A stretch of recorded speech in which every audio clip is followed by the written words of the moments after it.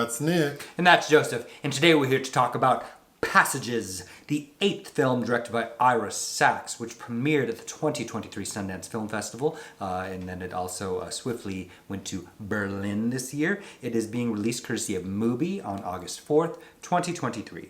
Do I know any of Ira's other films? You know, you probably don't, but I've seen all of them, including his debut, The Delta. I think my personal favorite is probably his sophomore film, 40 Shades of Blue, which won the Grand Jury Prize at the Sundance Film Festival that year in 2005. It was followed by Married Life.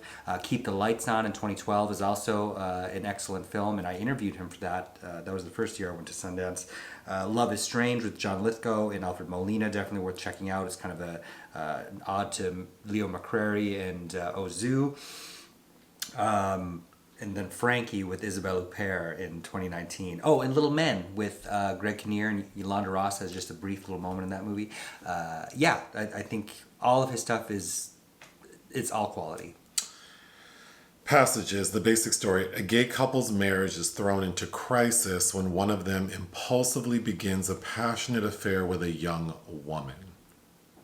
My pull quote is Passages is the most authentic depiction of polyamory I have seen on screen.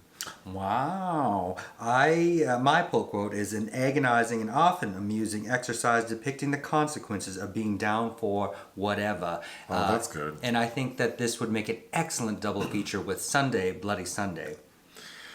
Okay, so the gay couple, Franz Rogowski and Ben Whishaw.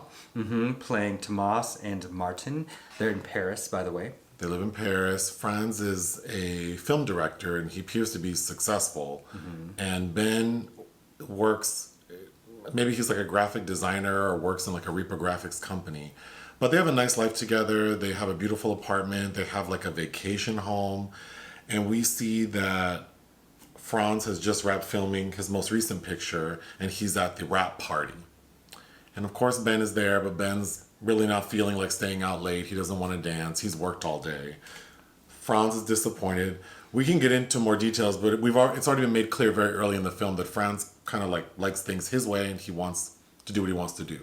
So the woman played by Adèle Exarchopoulos. Her character's name is Agathe. Okay, so she's also at this party. And initially, Ben Wishaw's character tries to talk to her in an awkward way. Like, he's not really hitting on her, but it's like, why are you talking to me? But she sees that Franz wants to, like, dance with his husband. So Agatha says, oh, I'll dance with you. So they party all night. They go to, like, an after party at someone's house, and they end up having sex. So Franz stays out all night long, shows up in the morning. Of course, Ben has an attitude about it. And Franz tells him, like, I had sex with a woman. Very quickly, Franz falls in love with her. Then very quickly, and there are no timelines for anything, which I liked.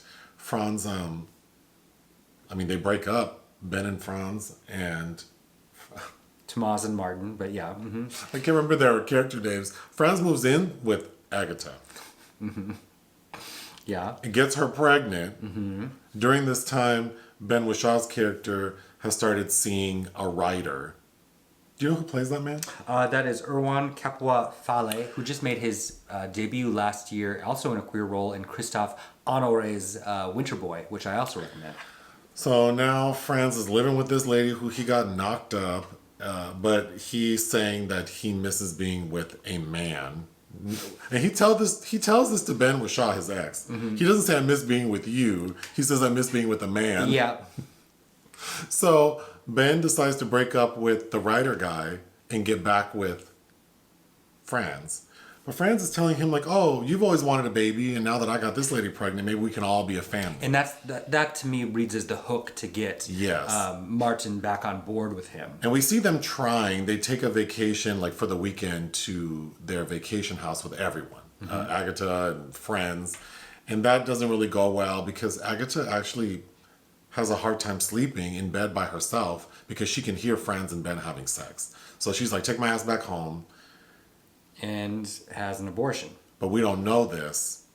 So then we find out that Ben and Franz are supposed to go on like a month-long vacation to Venice. To me, they don't say this, but it would appear that I think Tomas's film was selected for the Venice Film Festival. That would make sense. Based on how they're acting. So Ben, behind Franz's back, meets up with Agatha to basically tell her, like, smooth shit over and be like, I hope you know we're going to Venice and I brought you a baby shower gift. And this lady opens the gift and sees that it's like little baby clothes. And she goes, oh, I guess Franz didn't tell you. Tell me what? I had an abortion. So, of course, Ben is very upset. And this is on the same day they're supposed to leave for Venice. Mm-hmm. So when Franz gets home, he's packing and he's trying on his tuxedo, which would make sense. They're going to the Venice Film Festival. And Ben's like, I want nothing to do with you. It's over. I'm not going to Venice. Don't ever, like, this is it. Don't try to contact me. I'm done. Because I went to go see Agatha and I know what's up. So what does Franz do? Ride his bike to Agatha's job. She's like a grade school teacher, begging her, like, please, I can't live without you. Take me back. He walks right into her classroom. And she's like, boy, bye, leaves him in the hallway. He's on the floor crying. She leaves. So the final shot of the film is Franz on his bike just riding through the city, the end. Mm-hmm. Again, I related to everything in this movie. It felt very real to me. And the thing that I found very interesting is the screening we saw this in, there were a lot of ladies. Mm-hmm. And every time, I noticed ladies were laughing at moments that seemed so unreal to them. And it made sense to me because... well, they're also awkward moments, but I think being in like a long-term gay relationship and like being around other gay couples who are also, it all felt very real to me. But I could see, I really like that this story, the third person is a woman. Yeah. Mm-hmm. Because it shows how awkward it is and maybe trying to have that balance of freedom and being open to people exploring, but also like wanting traditional needs met. And I think it would have been difficult having like a third gay man. But having this woman here who's like, fool, I need stability. I need to know you're going to be there. We have this baby coming. We're going to have a baby. It's like automatically there are restrictions. And even I like Rogowski's wardrobe shows that he is absolutely not making any changes, because one of the best scenes is when he meets her parents for the first time after she's pregnant. It's clear she doesn't really even know anything about him because she learns he has an older brother at this meeting. But it is a tense lunch with the parents. The father played by Olivier Rabourdin. And the parents, they're French, and the dad doesn't speak English, so the mother is translating everything Franz is saying, but Franz and the mom get into a fight because she's asking him, like, so you were married to a man before? Okay. So you say you want to move back to Germany one day? Okay. But like, you have this kid, what are you going to do? And it demonstrated very well that he is just not interested in making anyone else comfortable but himself. Mm-hmm. Well, and I think what empathy I do feel for these people, because the quartet of these people are all kind of, as the title suggests, like in a transitional phase, which is the last scene of the film being shot, the actors being castigated for not correctly conveying a transitional state of mind. And they're all just kind of searching for something, and wherever they land, they don't seem to be happy where they land. That's why I also like the last shot of the film, because he's like this bird that his safe havens, i.e. these people that are there for him to take control of, are no longer there. So he doesn't know where to stop. So the film opens with Franz trying to film a scene where an actor is walking down the stairs, and Franz is being very like particular and sort of condescending and impatient. Then in the same scene, there's a background actor holding a drink in a way he doesn't like, and he's belittling to her and everyone involved. So I thought that was a very good start to, I mean, we understand Franz like immediately. Yeah. Mm-hmm. Again, having this, third person be a woman, it's clear that Agatha's like, very open-minded person, and she seems like the kind of person who's very much about like connections, right? Like it's not really about gender or sexuality. It's just like, do I connect with you? But it's also clear that maybe she doesn't fully understand him. Like you already alluded to, but even like one night she made dinner and Franz is like in a mood and doesn't want to eat. And she's like, well, sometimes you eat so much, sometimes you eat like a girl. And it's like... He's in a mood because he keeps flitting back to the apartment he had shared with Martin. And that's when he discovers Martin is sleeping with someone else. And that's why he's in a funk with her.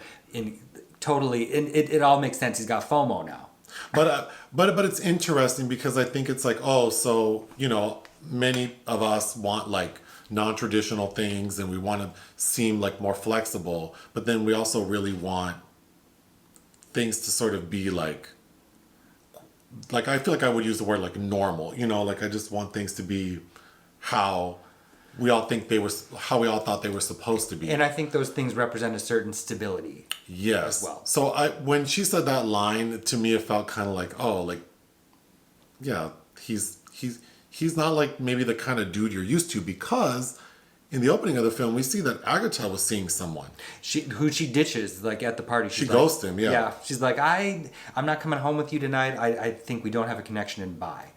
When Franz bumps into, because he's like still going back to the apartment he shared with Ben, even though he doesn't live there anymore, and he's showing up unannounced. Mm-hmm. So one night he shows up and he barges into the bathroom, but it's not Ben in the shower, it's this other gentleman. And of course, Ahmad. Franz is upset, storms out, and then we cut to him having purchased Ahmad's book. Mm-hmm. And he's reading it and he's criticizing it. He's hate reading it. Even though other people who've read it say they love it, and we're told that it's a hit. Including Agathe. Yeah. So Franz is just a hater because he's again, this felt so authentic to me because he's experiencing what he's doing. What he did to someone else, now he's experiencing it, he doesn't like it. It's just also textbook, but it's very perfect. And Ahmad is interesting too because this is co-written by Ira Sachs' partner, who's written most of his screenplays, Maurizio Zacharias, and Arlette Langman, who has recently written a lot of Philippe Garrel's films, but back in the late 70s, early 80s was writing for Maurice Pialat, including Lulu, starring Isabelle Huppert. But I think that Ahmad, we meet him also. He's written this wildly successful novel, and he's saying, I don't think I want to be a writer. I'm also trying to redefine myself and trying to find a different version of myself that I want to be, and which makes sense why he would end up kind of in this rebound situation with Martin. But in his reaction when Martin kind of kicks him to the curb is sensible, but it's also like, what were you thinking? This man is not detached from his ex, who keeps popping up unannounced, who's clearly distressed whenever he calls. Like, I don't know. We saw this at the Soho House, so the screening room is like open to any member, which is relevant to what I thought was a funny moment, because there is a very interesting sex scene in this movie. And while it was like full steam ahead, some random guy walked in, and I was sitting right by the door, and he kind of looked at me like, WTF are you looking at? And so the sex scene, you said that when you saw it in wherever, Sundance, that you were hearing that people thought it was like so like an actual erotic gay sex scene. And I wrote down the opposite. I think that there is some erotic charge to the scene, and it's also what earned it an NC-17 rating. Oh, that's what I was going to mention. I don't know what made this NC-17. That sex scene, we don't see penis, we don't see buttholes. We do see an ass, and we see Ben penetrating Franz and Franz's legs wrapped around him. It looked very real. Well, you know, we live in a conservative, repressive country, so anything that's related to gay sex or female pleasure usually lands an NC-17 rating. But it looked like what they were doing and the sounds, there were a lot of sounds that I thought were quite graphic, but it was all very real. But the way it's shot, like we don't see much, we just hear more. We see a lot of back and thrusting. Mm-hmm. I don't know that I needed that, because all it demonstrates is that now they've reignited. They've reignited, and probably something has sparked. Well, especially for Tomas, who I don't think, to me, didn't seem to be really making an effort. Which one is Tomas? Franz Rogowski. Because he's trying to reclaim him in a way, and so they've rekindled probably what first connected them in the first place. So I think as a psychological portrait, that sex scene makes sense to me.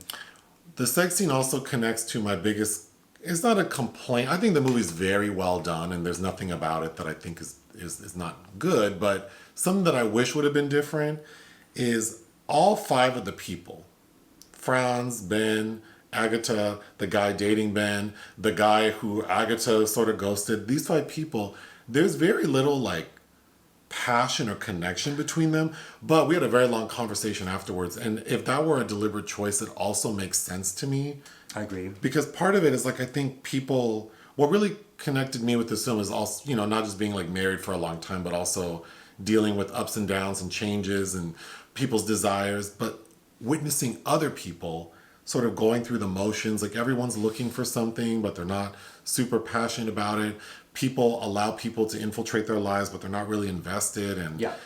so if that was the filmmaker's intention, then it does make sense to me. It was just watching it, the experience of it just kind of felt like these people are kind of like annoying to me, which left me feeling like less empathy for anyone. Well, yeah, because if we, thinking about if I'd encountered these people and they were friendly with me in real time, I would be very critical about them. And be like, Yeah, I mean, I don't know. I mean, I would just be like, well, if you like it, I love it. I don't really see it. I mean, that's probably how I would react. If Ben were my friend, I'd be like, well, I don't really see it. You don't seem that excited about him. His ass is a mess. Like, I mean, the only thing that makes sense is like he makes more money than you, so maybe you need these bills paid. I don't know. But then I do feel bad for Martin Ben Whishaw, and I probably feel the worst for Adèle, Exarchopoulos, Agathe, and her claim to fame is her breakthrough film, which is Blue is the Warmest Color, which she's phenomenal in, and she's worked with a lot of very notable European directors, and I think this is one of her best roles, working with Ira Sachs since a decade ago in Blue is the Warmest Color. I think you've only seen her in the 2 Quentin Dupieux films we reviewed.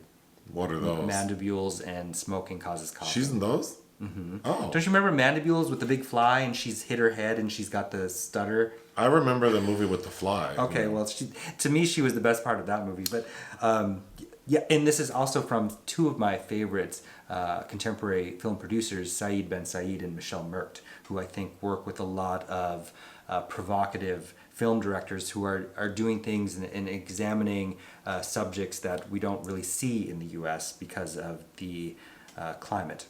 What would you give this film? I would give it 3.5. I would give it 3.5 out of 5 as well. I thought it was very good. Anything else? No. Hit the thanks button, listen to our podcast. Bye.